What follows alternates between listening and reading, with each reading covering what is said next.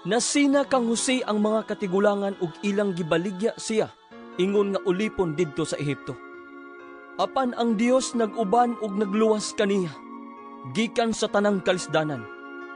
Gihatagan siya sa Dios sa makapahimuot nga pamatasan ug kaalam sa atubangan sa hari sa Ehipto.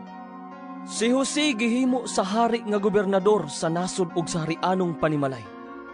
Unya may gutom sa tibuok Ehipto ug sa Kanaan, nga nakahatag sa katawhan ug dakong kalisod.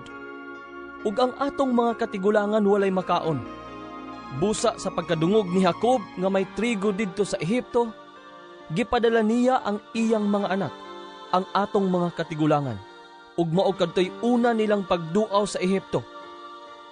Sa ikaduha nilang pag-adto, nagpaila si Jose ngadto sa iyang mga igsuon, ug nailhan ni Paraon ang banay ni Jose. Busa gipahibalo ni Jose ang iyang amahan nga si Jacob, ug gidapit siya ug ang iyang panimalay. 75 silang tanan sa pag-adto sa Ehipto. Unya miadto si Jacob sa Ehipto, diin didto siya ug ang atong mga katigulangan mga matay. Ang ilang mga lawas gidalagbalik ngadto sa Sikim, ug didto gilubong sila sa lubnganan nga pinalit ni Abraham gikan sa banay ni Hamor. Sa nagkaduol na ang panahon nga tumanon sa Dios ang iyang gisaad kang Abraham, midaghan ug misanay pag-ayo ang atong katawhan nga didto sa Ehipto. Hangtod nga may mipuli sa paghari sa Ehipto nga wala makaila kang Jose.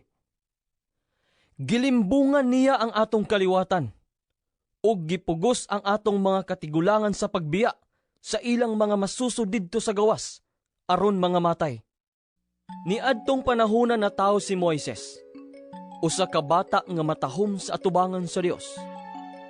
Sulod sa 3 ka bulan, giatiman siya diha sa ilang balay. Ug sa dihang gibiyaan na siya didto sa gawas, gisagop o gimatuto siya sa anak nga babae ni Paraon, ingon nga kaugalingong anak. Gitudloan si Moises sa tanang kaalam sa mga Ehiptohanon, ug nahimo siyang bantugan sa pulong ug sa buhat.